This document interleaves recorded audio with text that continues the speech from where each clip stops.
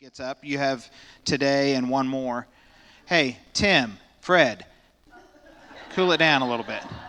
Jeez Louise. Um, two more Sundays with Lisa, and then we have a little gap before Jenny Wachowski-Estes is going to come back and teach a course. Justin, when is it? Is that in November? November, it is centered around gender and sexuality. We're not exactly sure the target zone, but part of it will be everybody needs a refresher course in the alphabet soup of terminology, right? So we just always need to refresh that because it's a moving target all the time. So that'll be one of the aspects, and then we'll have some others too. So look for that in November. So that means in October, you're going to have your pastor back for 4 weeks. I know. Did you see the groans? That's right. So you get your choice of topics. So this is the vote today. So option number 1, a 4-week class, what you always wanted to ask the pastor but were afraid to ask. And that would require you writing down questions and submitting them to me so that I have a little time to do, a little bit of research. That's one option, and that could cover the gamut of questions. The second option is a study of the book of Romans by our friends at the Bible for Normal People. So this is Romans for Normal People. So it's a study of one of the most misused, problematic letters in the New Testament. So Romans, a study of Romans would be another option. Or the third option, which is a timely option, immigration and the Bible and now. Okay? You all ready to vote? What you always wanted to ask the pastor but were afraid to ask. Not afraid to ask, okay. Study of the book of Romans. Got 4 for that. Immigration in the Bible and now. Okay. Immigration it is. Okay, you did. I know. That's fine. I will need some help. Yes, that'd be good. Okay, great. Justin has written that down, right? Ladies and gentlemen, Lisa Davison. Oh, Dr. Dean. And as always, the disclaimer of if you're going to ask questions, right, use the microphone.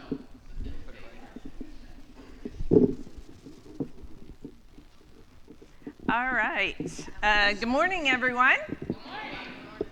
Yeah, Chris is right. We have this Sunday and next Sunday. And just heads up, we will not cover all the women in the Hebrew Bible. I can do it, and I can take a semester to teach the class and still not cover everybody. So, but you're getting some of the high points along the way. And so we are just going to dive in. I've titled this group of women, Risque Women. And there are a couple things we need to think about before we dive into the first story. And that is a couple of things about the culture as we can discern from the Hebrew Bible that is the backdrop for many of the stories we've looked at. We talked about patriarchy. We talked about patrilocal, that people marry, the woman goes to the husband's household to build it up. I don't think we had talked specifically about levirate marriage. And so without getting into all the legality stuff of the commandments, simply stated, when a man dies without a male heir, his brother or next living male kin must marry his widow. And here's the catch. If that kin who marries the widow, they produce a son, which, remember, women needed to have a son, a husband, somebody to take care of them. But more importantly, the son they produce would actually go back and count as the deceased child. The brother or uncle or whatever would not get any credit for it. And in fact, that child would supplant the one who married the widow in the inheritance order, because they are the child of, legally of the deceased male. So on the one hand, this isn't the best thing for women, because you're being forced to marry your brother-in-law or your uncle-in-law, not your father-in-law typically. That's not really allowed, but we'll see. And on the other hand, it was in some ways a protection for women, because again, if this woman, her husband dies, no male child produced, we know whose fault it is. The woman's. Couldn't be the man's. It has to be the woman's fault. So she is left with no protection. Without a son, her deceased husband's family had no obligation to her otherwise. She would either have to go back to her family of origin, which would put her at kind of the bottom of the hierarchy of the household, because she is an unmarried, childless in their terms, or barren woman. Or she had to find a way to support herself. And from what we can figure, there were women who became, they might have been a weaver and sold goods to make a living or other things. Oftentimes, though, women were forced into prostitution, because that was the only way they could make a living and be able to survive in a culture that had no other safety net for them besides this levirate marriage. So all of that is an introduction to one of the most amazing characters that nobody knows anything about. Last week, I think it was, I mentioned a different Tamar, the Tamar whose brother had raped her. Remember, it set up the Rizpah story? Well, this is a Tamar in Genesis, not Tamar, the daughter of David. And the story about Tamar is found in Genesis 38. I believe that's right, if my brain, yeah. And the setup is that Judah, one of the sons of Leah, Rachel, and Jacob, has settled in a land where they are, doing their thing. And Judah has 3 sons. So these are all part of the Abraham, Sarah, Leah side of the family tree. Tamar is a Canaanite woman. She is not Israelite. Now, Canaanite can mean a lot of things. Mainly in the Hebrew Bible, it means foreign. She's a foreign woman. And one of Jacob's sons, or one of Judah's sons, married Tamar. So she is the daughter-in-law of Judah. Judah had 3 sons by his wife Shua: Onan, and Shelah. Now, I didn't like my name growing up, but a heck of a lot better than Onan, or Shelah. So just thinking. So Tamar is married to the eldest son, So here's what happens.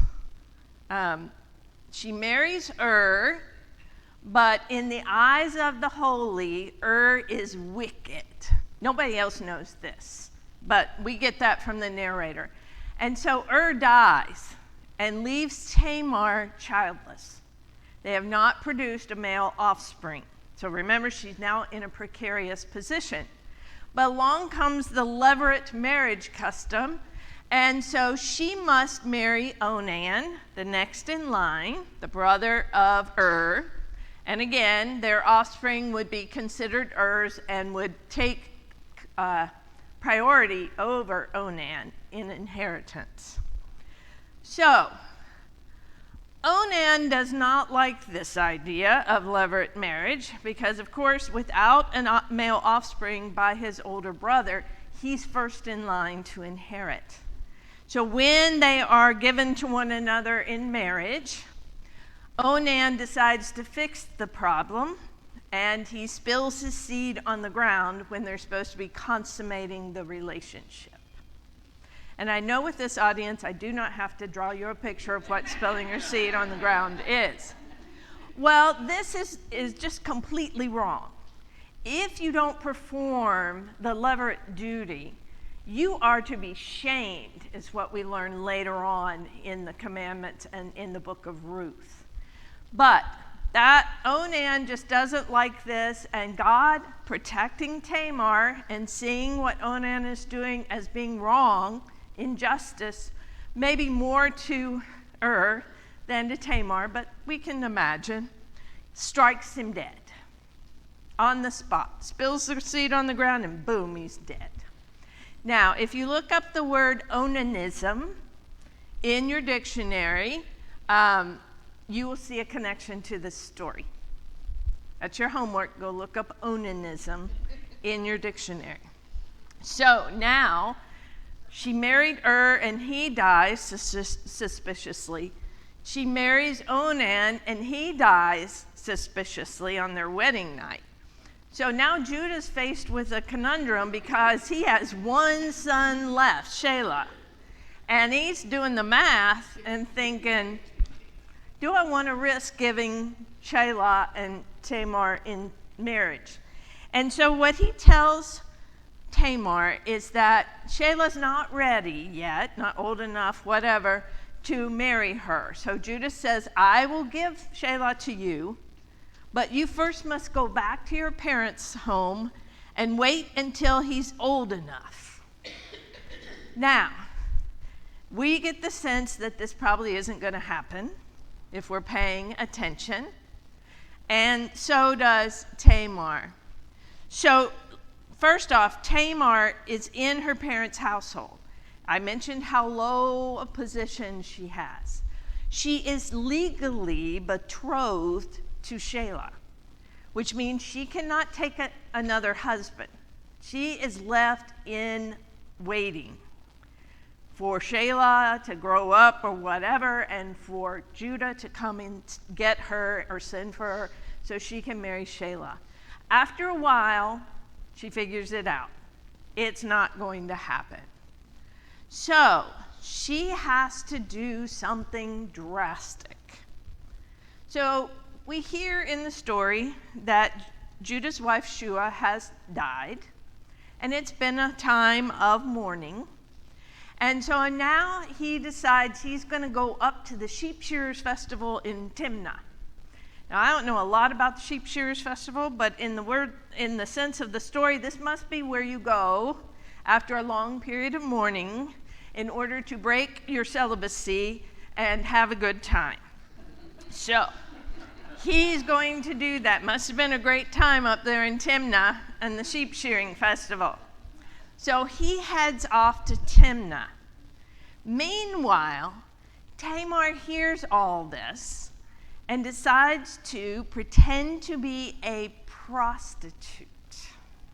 She dresses in prostitute's clothing, and she waits along the side of the road to Timnah. So here comes Judah on his way to Timnah, and he sees the prostitute.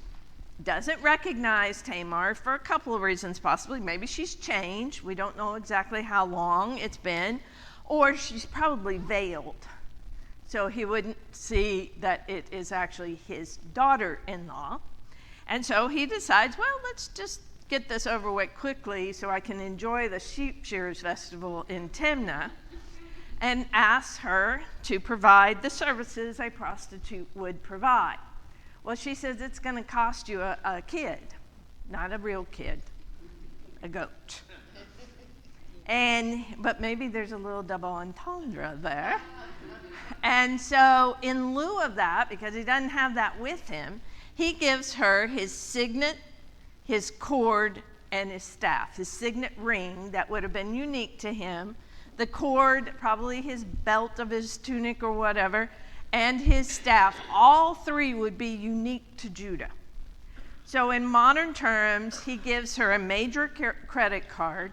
his driver's license, and maybe even his passport or birth certificate as, we'll take this until you come back and pay me. And so she says yes, and they do the deed. And so Judah gets up, heads on to Timnah. Tamar goes back, puts on her mourning clothes, and lives with her family of origin. And later, when Judah gets home, he sends a servant to get that stuff back and takes the kid with him. But when the servant gets to the place where this prostitute has been, she's not there. And he asks around, and there's never been a prostitute on that corner.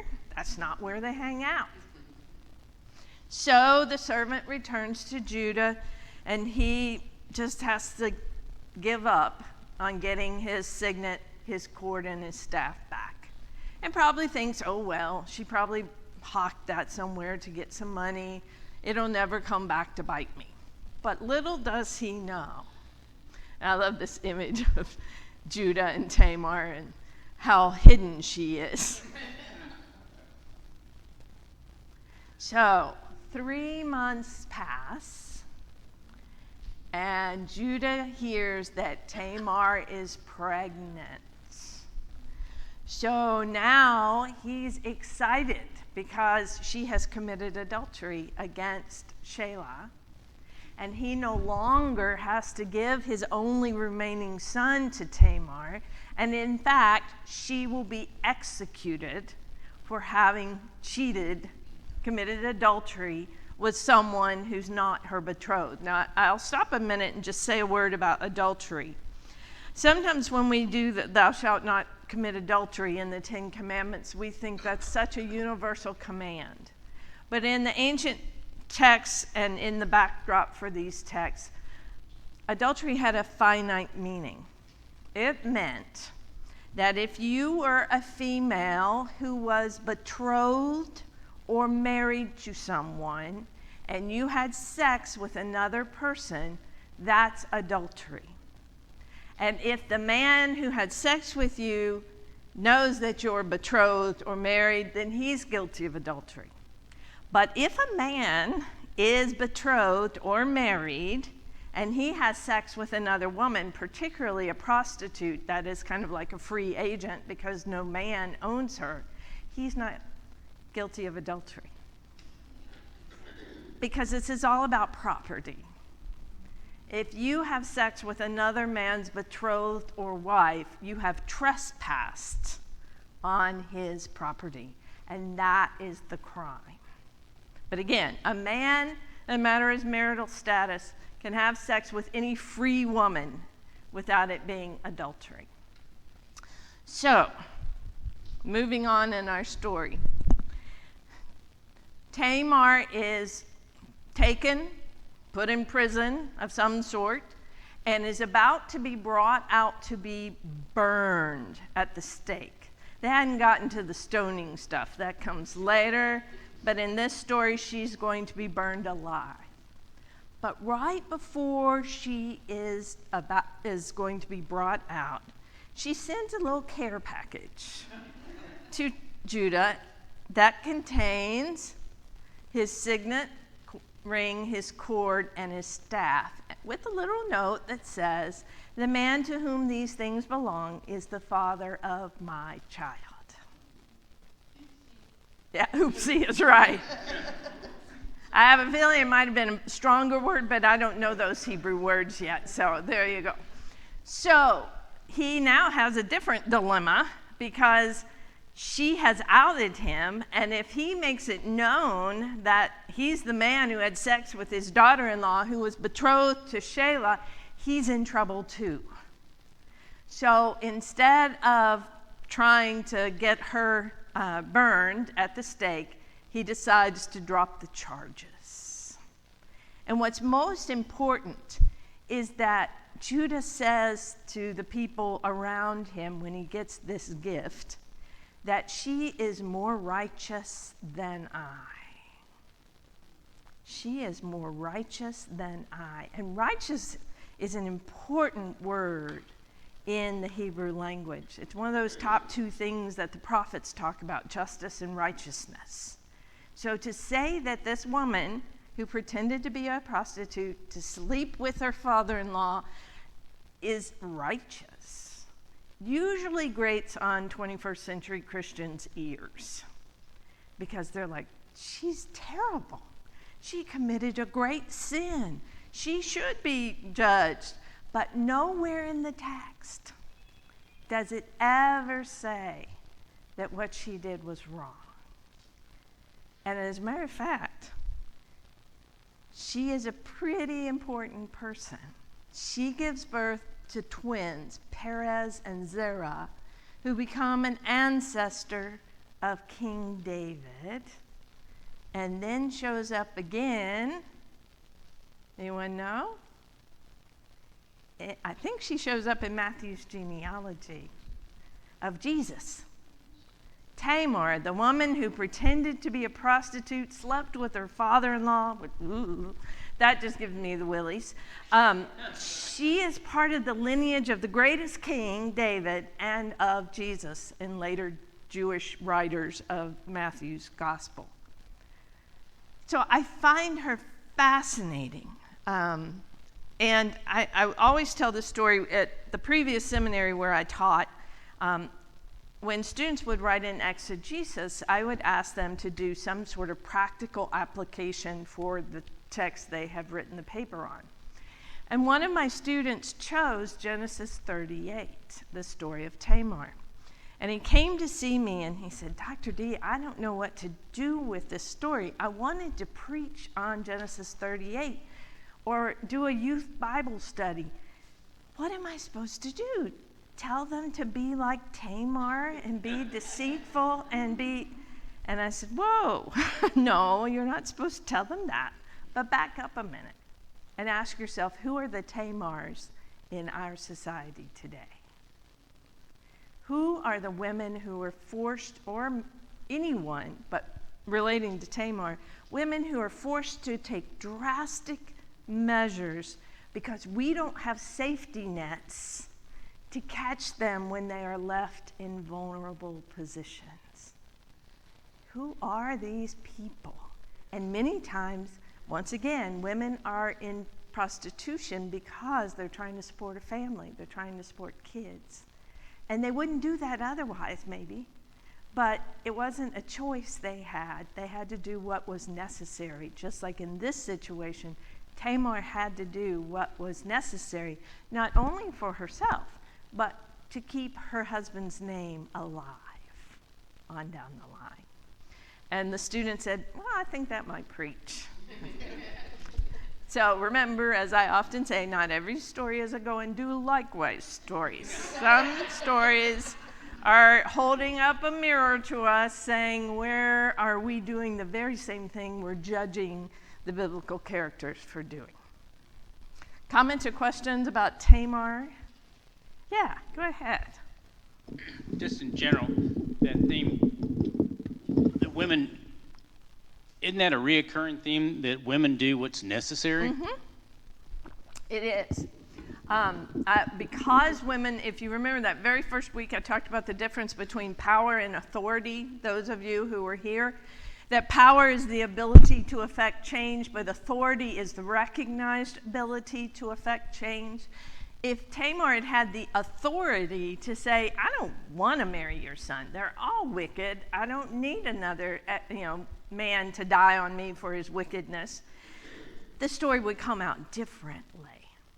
Because if she had not been betrothed to Shelah, she would have been free for maybe another marriage to a different person and get out of this cycle of evil and violence and all of that. So yeah, women often have to do the unthinkable.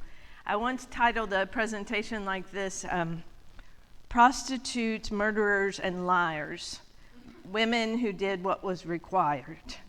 Or the other title I had, but I had to be careful, Women Who Did God's Dirty Work. Because oftentimes those women know what needs to happen, but they have no authority, so they have to do whatever they can. And to our 21st century morals or sensitivities, we have to suspend judgment because we don't know what we would do. And we don't know, or rather, we know what we're not doing for others. So, all right, prostitution is a theme for today. In the next story, we meet another more famous prostitute, Rahab. Some of you may have heard of Rahab. Her story is found in two places. Chapter 2 of Joshua, verses 1 through 24, and then Joshua 6, 1 to 2, and 15 to 25. Word about prostitution in this ancient culture, it was a necessary evil. Because remember, if men who were married or betrothed had sex with a prostitute, it's not adultery. So it was a necessary outlet, if you will, for men to sow their wild seeds, even though they might be married, because a prostitute would not have been betrothed or married to another person. Now, they weren't the business you put on the city square, because you don't want to advertise prostitution, but you know it's necessary. Rahab is, again, a foreign Canaanite prostitute who lives in Jericho and lies to the king to save the lives of 2 Israelite spies. We are told that her house, which was probably both home and business, was in the wall of the city of Jericho. So again, 1, it's not in the center of town where you put your brothel. And 2, it made it easy for travelers, male travelers, we would imagine mostly, to access her brothel without having to go into town. It also meant that people who lived in Jericho who wanted to go see the prostitute could do it on the wall rather than going downtown where everybody would see you go in. So I think it is both a symbol of what prostitution was in that ancient culture, but it's also, I think, in the story, a symbol of the role of Rahab. She is on the outskirts of the Jericho community. She is not the beloved, president of the city council or anything like that. She is on the edges of society because of her role. So let's look again, the lovely artwork in children's books, Rahab and the Spies. Doesn't she look so cute and innocent? So before they cross into the promised land and attack the city of Jericho, Joshua sends spies to check out the defenses of Jericho, which we are told is a walled city and a large city in this time. Archaeological evidence argues against that, but that is not the point of the story. Remember, these aren't about history, these are about story and Israel's story. So, these 2 spies come along to Jericho and just happen to stop at the brothel. Wonder why? Been a long time in the wilderness, and to their credit, that's probably a pretty good place to get some information. Imagine all the people gathered waiting for their turn in the brothel. They might overhear gossip. Or they might find a prostitute who, for the right price, is willing to tell you insider information. So there's probably multiple reasons for why they stopped at the brothel. It was their wisest choice because Rahab finds out that they are spies, and rather than turn them in or turn them out, she decides to shelter them for the night. Now that is putting her in harm's way. If she is found to be harboring spies, she should be killed. Not only that, but then the king of Jericho hears that there are spies about and sends his men to Rahab's place. Again, realizing that's a good place to find spies at the brothel.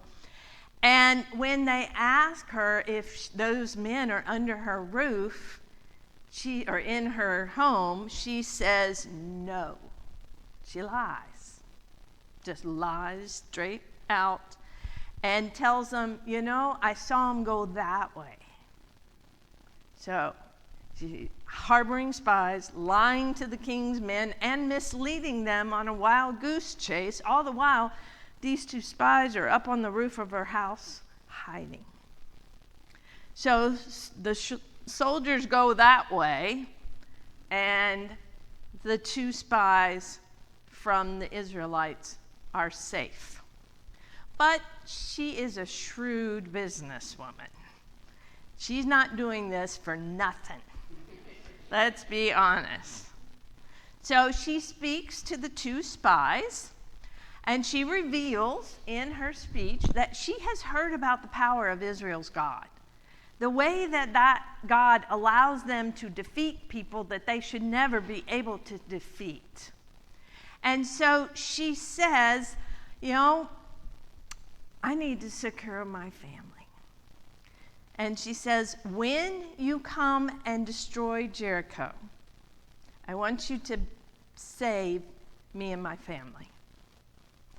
There's a little prophetic element there too, because she is telling ahead of time this idea that they're going to defeat Jericho. Now, it's probably pretty obvious if you've heard these stories about God giving them victories over other enemies, but really a ragtag army of people marching through the wilderness put up against a walled city with defenses doesn't seem like there's a chance. Sort of like the TCU football game last night where they got defeated terribly. David and Goliath, those kind of things. And they agree. They say, we will save you and your household, which might have included, some people think Rahab was a prostitute. Others think she's a madam and maybe owned the brothel. But anybody in her household, when they come to destroy the city, will be saved. And they say, this is what we want you to do. We want you to tie this red cord around the outside of your window so that we will know this is the place that we save the people inside. So she helps them escape out the window, and she ties the red cord. Now, this is the place where you think that's how we got the red light district. Red, prostitute, maybe not. Red threads go throughout the Hebrew Bible of marking special people. So it's kind of a common thread, if you will, pardon the pun. And they swear her to secrecy. You cannot tell anyone that we're coming, you can't give any details, and we will save you. So that when we jump ahead to the story in Joshua 6, where they actually come to Jericho to destroy it, they keep their promise. Joshua said to the two men who had spied out the land, go into the prostitute's house, bring the woman out of it, and all who belong to her, as you swore to her. So the young men who had been the spies went in and brought Rahab out, along with her father, her mother, her brothers, and all who belonged to her. They brought all her kindred out and set them outside the camp of Israel. So think about that. She is probably the breadwinner for her entire family. It says her father, her mother, her siblings, and all who belong to her could refer to the prostitutes that work for her. She is the breadwinner. She is keeping them alive. And because of her risking her life to save the spies' lives, she is rewarded with getting to escape before they wipe out the entire city of Jericho.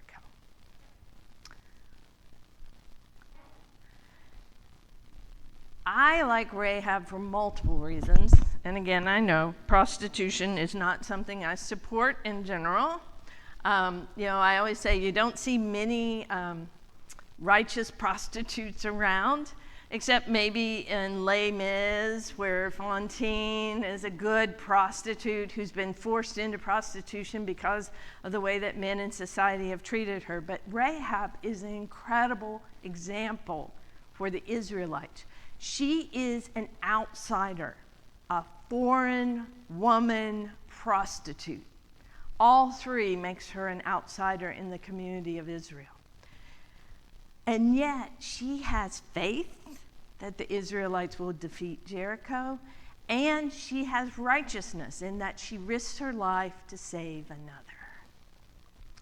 She's a remarkable woman who's cunning, quick-witted, assertive, responsible. In Matthew's gospel, she too is mentioned in Jesus' genealogy. So there you have two women who did some prostitution that show up in Matthew's gospel for Jesus' genealogy. And according to rabbinic tradition, it's not in the Hebrew Bible, she married Joshua and was an ancestor of 8 prophets, including Jeremiah and the one we talked about last week, the prophet Huldah. That's legend. That is not something we can prove, just like the Bible we can't prove, but that is extra biblical stories that the rabbis developed about her. But I always refer to Rahab as a gutsy broad. Now, a lot of people don't like the term broad because it may sound like not a positive for women, but that's not my understanding.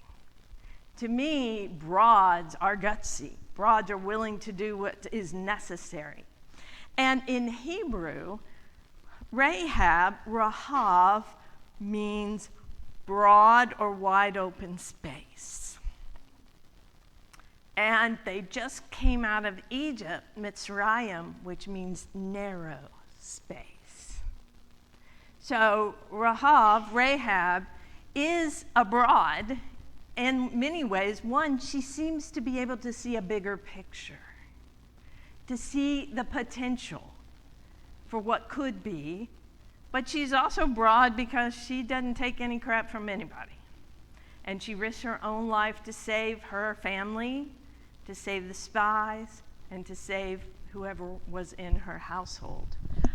So to me, Rahab as a gutsy broad is a fitting term. Any questions about Rahab, or comments? While I take a drink.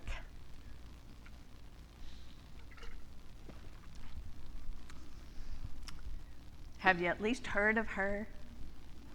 Not many people preach on her, but she is a better known female character, mainly because of what she did to save the spies. Not so much about her and her behavior and actions and all the things she risks in the story. So, yeah. Yep. Do you think the rabbinic tradition did that to give her legitimacy? I think so. I think part of it was granting her some legitimacy, because why else do you want to celebrate a Canaanite prostitute? So that would be. It's also a reward, because her story she never comes back up. And so when you have this important character who is responsible for something that's a key in the story of getting into the promised land, you would want to reward her. So they put her into this genealogy of marrying Joshua and having, because again, remember, she's prophetic, because she predicts in many ways what's going to happen, as well as she is prophetic because she risks her life for the cause. So, good question. And if you've never looked at any of the rabbinic writings about all the characters of the Hebrew Bible, it's really fascinating to see. In Jewish tradition, there is a practice called midrash. And it comes from 2 Hebrew words, mi, which is a preposition which means from or out of, and darash, which means to seek. And rabbis developed the practice of midrash, though it existed long before them. They officially called it that, in that you go to seek out as much meaning from the text as you can, by reading between the lines and sometimes using your imagination when the Bible doesn't tell you what you want to do, what you want to know. So this is an example. You're reading Rahab's story and you think, yay, and then she's gone. And you want to know what happened to Rahab. Or you might want to know, what was she thinking when she risked her life? So in Jewish tradition, the rabbis would write midrashim, which is plural, imagining how to fill in the blanks. The important thing is there is never one midrash for any text, because that would indicate that there's only one way to imagine how to fill in the blanks. It's always plural, midrashim. And you can read them. They are collected. You can read the midrashim about Abraham and about Sarah and about Hagar and about David. I mean, they're there to read and imagine. But the other fun thing about midrashim is that you can do it too. You can imagine. As long as you're upfront and clear, this is not in the biblical text, but what if? So, for example, the movie that came out a long time ago, Prince of Egypt, up front it said, this is not based on the Bible alone. There is midrash here, midrashim. So you knew what you were watching was not pretending to be what is in the Bible word for word. Now, the movie The Ten Commandments did not do that. And that's why many people today don't really know that story, because all they know is Charlton Heston and the beard and all that. So it's really fun, and especially with female characters, because as I said at the beginning, we rarely get their names, we rarely hear their voices, and we rarely get to know what happened to them next. So imagining what might have been. Now, I do have a little guideline that I follow. I cannot make the text say something in that in-between space that is not realistically possible. So I might imagine what Rahab was thinking that night, but I can't imagine that Rahab thought, if we were a democratic society, I could vote on whether or not we should. That's the line for me. It has to, and good midrashim, especially contemporary midrashim, has done the research on the ancient Near Eastern context of the stories, so they have an idea of what might have been possible. The other kind of midrashim that they do, and this is not within those boundaries, but okay still, is you can try and put that story into a modern context. And so think about, who might Rahab be today, and tell that story. Now, I run into students, all of them, Christian of one flavor or another, who get very upset about midrash because you're adding to the text. But I ask them, how many of you have ever said, let's reimagine the Good Samaritan? That's midrash. How many of you have ever heard a preacher say, when Peter stepped out of that boat, he was thinking, oh my God, I'm going to drown? That's midrash. The difference is Christianity has not always been honest, that what we're saying from the pulpit, what we're writing, etc., or putting on the big screen, is imagining rather than trying to be literal to the biblical text. Another good example is the movie Noah. If anybody saw that, and people kept coming to me saying, oh, is all that in the Bible? Is all that in the Bible? I said, look, if they wanted to make a movie out of what is in the Bible about Noah, it would have been a short film. So there's a lot of midrashim, there's a lot of extra biblical materials being brought in to get those rocks that are people and all that other stuff. It's good for Hollywood, but it's not what we know from the Bible alone. All right, that was my one off the tangent. Yes, go ahead. So with this whole topic, risque women, I know our professor that we shared, Tony Craven, liked to make a big deal. Is like, so just because it's in the Bible doesn't make it appropriate for all audience. It's adult literature. Particularly like in our political environment, let's put the Bible into the classrooms, and so all of it's okay and other books are not.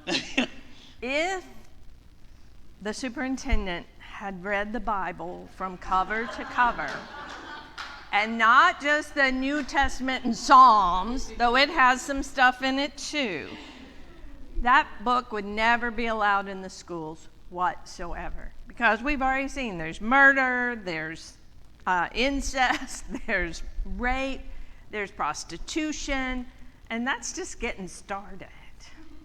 So yes, it is not, I always tell folks when you're working with children, make certain the biblical texts you're dealing with are age appropriate. So it might be okay, though I cringe a bit, when we put Noah's Ark in a nursery. Now, to me, that's not telling the whole story, because it's not like my children's Bible that I had, that when we got to the flood, there were images of people stranded on rocks while the ark floated along on the tempestuous sea. You can start there maybe with kids. They came on by twosies and went off by threesies, which you might need to explain that to some kids. But the important thing is we don't leave them there. So as they age and mature and develop, we do need to go back to that story and say, now we're going to look at it beyond just the pretty picture of the twosies and the rainbow. Let's look at what's going on and how even today people blame natural events on God as punishment for some behavior. So you can start with the rainbow, but realize that at the beginning of the story, God doesn't look too good. And I love that story because at the end, God decides never, ever again to destroy the earth, no matter what. Doesn't mean we can't destroy the earth, but God says never again. So, nice little story. Now, let's move on to one last person, at least today. And that is someone that many people know about, and that is Ruth. There's a whole book of Ruth. It's not very long, but it's there. In the Protestant and Roman Catholic canons, it's with Joshua and Judges. Joshua judges Ruth, because Ruth is set in the time of the Judges. But in the Jewish tradition, Ruth is part of the writings because it's a little novella. It's a short story. And they weren't trying to make things historically flow when they put their canon together. So just a quick thing. Naomi is the first person in the story along with her husband Elimelech. And they live in Bethlehem. And there is a famine in Bethlehem, which is a wonderful thing. If you read Hebrew, you'll understand the word play. Beit, Bethlehem, Beit means house. Lechem means bread. So the story opens, there's no bread in the house of bread. That right there lets you know this is a story, people. It's not a historical accounting. And so they decide to go to Moab. Now, if you're a good biblical trivia person, you might know where the Moabites came from. Anybody remember? They were one of the results of Lot and his daughter having sex after Sodom and Gomorrah were destroyed. So the Moabites to the Israelites are bad people. Going to Moab, Elimelech and Naomi and their two sons going to Moab is seen as a foreshadowing of trouble to come. They're going to live among foreign people. So they go down there with their two sons, Mahlon and Chilion, and not long after they get into Moab, Elimelech dies. All right, knew it was bad to go to Moab. And Mahlon and Chilion are now with Naomi, and they take Moabite wives, Ruth and Orpah, not Oprah, Orpah. And after 10 years, Mahlon and Chilion die. And to top that off, they've not been able to produce any male offspring. So now we have 3 childless widows: Naomi, Ruth, and Orpah. They're in trouble. Yeah. Did they have cats? I'll have to look into whether they have been domesticated. We have not found any evidence of cats at this time, but doesn't mean they weren't there and somebody ate them, right? So, sorry. That was bad. Sorry. Please forgive me. I know. And so Naomi hears that there's now bread in the house of bread, and she wants to return to Bethlehem. And so she tells her 2 daughters-in-law, you know, when she starts off home to Bethlehem, they're coming with her. And she stops and she says, "Don't come with me. I have nothing to offer you. Even if I were to find a man to marry me and I could reproduce a son, you wouldn't be able to marry him because he'd be too young. So go back to your mother's house," which is interesting. One of the few places where we have mother's house instead of father's house. Just a thought. So Orpah decides, after some, tears and hugs, that she will return to her mother's house, but Ruth will not let Naomi go alone. So she pledges her allegiance to Naomi. You know, the whole wherever you go, I will go. Where you dwell, I will dwell. Your people will be my people. Your God will be my God. And you know what? I love my mother-in-law. Some of you met her last week. I would never go to Lubbock, Texas if something happened to Michael. So this is a pretty powerful covenant that Ruth makes with Naomi that we often see in wedding ceremonies. Whither thou goest. So there's the whole, where you die, I will die, I will be buried, blah, blah. And then Ruth and Naomi shows up in Bethlehem. The town hears that Naomi's come home without her husband, without her sons, and with some foreign woman. Now remember, the Moabites and the Israelites aren't supposed to mix. But she brings a Moabite woman with her, and the women ask, "Is this Naomi? She looks awful. What happened to her?" And she says her famous line, "No longer call me Naomi," which means sweetness. "I want you to call me Mara," which means bitter, because the Lord, the Almighty, has dealt bitterly with me. I went away full, but the Lord has brought me back empty. So she's a little bitter for good reason. And then she has this Moabite woman that won't leave her alone, who's followed her there, but they find a place to settle. They arrive at the beginning of the barley harvest. Then we get insider information that there's actually a living male relative of Elimelech, which also would have been Mahlon and Chilion's living relative. So, maybe levirate marriage can work here. Probably not with Naomi, but maybe Ruth could be married to the next of kin. So Ruth goes and gleans and just happens to fall into the field or step into the field of this next male relative.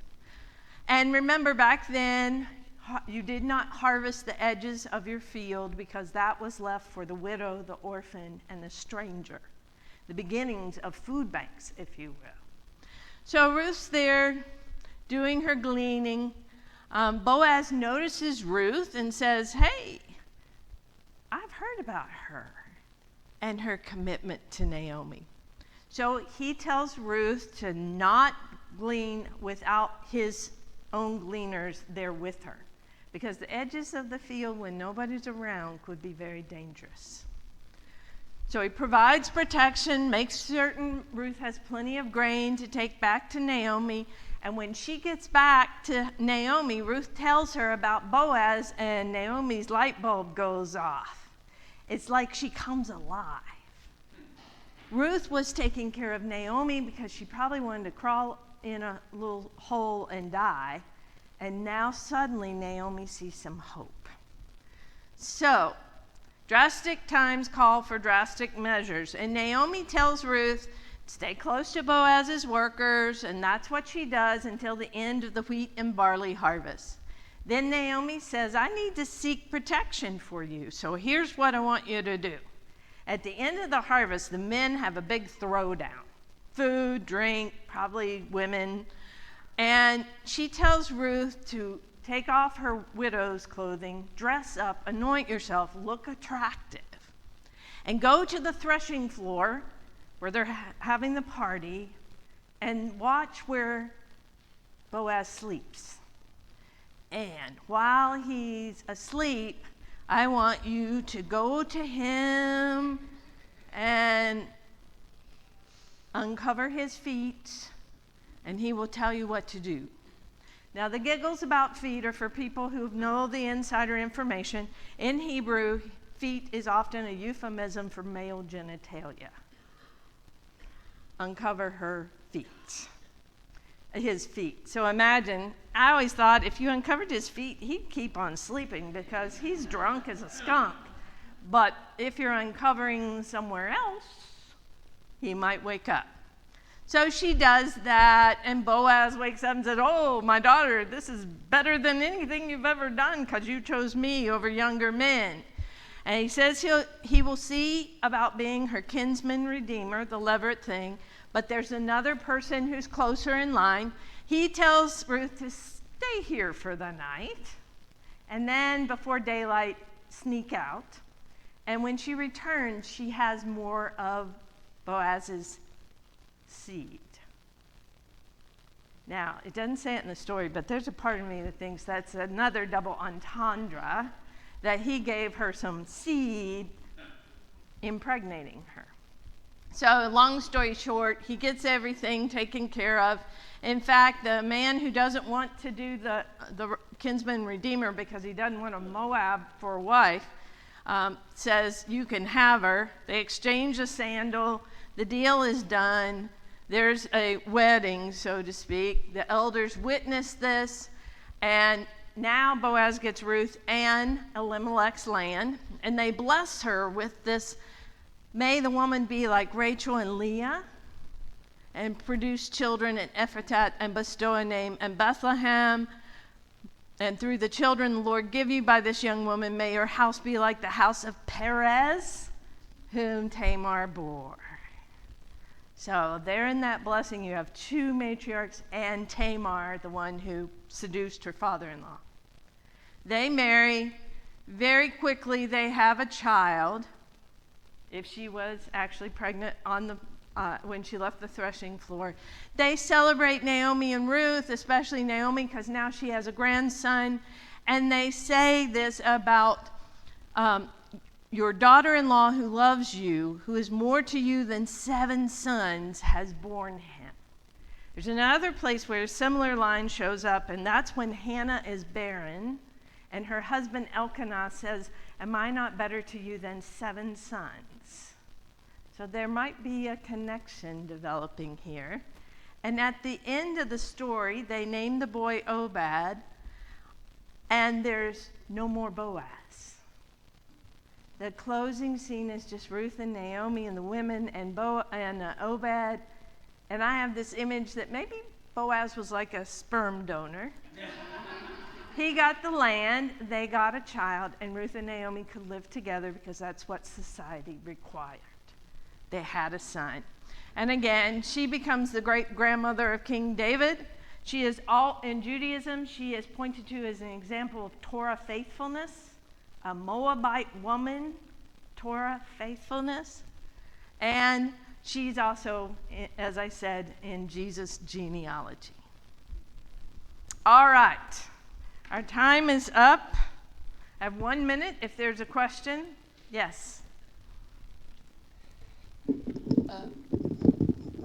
Well, number one, I want to comment. This is one of my favorite books of the whole Hebrew Bible. And looking through this book through a queer lens, a midrash that not necessarily physical, but it's a possibility that Ruth and Naomi's relationship was like romantic, Yeah. very intermingled, and like Boaz was nothing more than, to quote, a baby daddy. Yeah, exactly. And I just think that's incredible. Yeah, it is. It is. And the whole idea at the end, he's gone.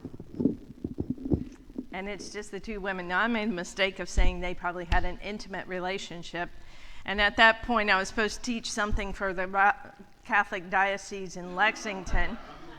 And I put that on a handout about the Bible and sexuality and suggested Ruth and Naomi may have had an intimate relationship, as well as David and Jonathan. I'm not the first one to think that either. And I got a visit from the bishop's right-hand guy and was never allowed to teach for the diocese again. I did, of course, say, does intimate have to mean sex to you? It doesn't to me. I don't claim they have sex. Doesn't have to be that way. And the funny thing was, I was supposed to teach a class for the Roman Catholics in Lexington on women in the Hebrew Bible. And they should have been more scared of what I would say about women and God than anything I said about sexuality and the Bible. But that was their loss, and I wear that as a badge of merit that I was silenced. That particular bishop was part of the Pope Benedict stuff that came in and just, all right. Thank you all very much. Next week, we are going to look at quote unquote deceitful women. Or as Tony Craven once wrote, women who lied for the faith. There is an article by Tony. All right, thank you all. Have a great day.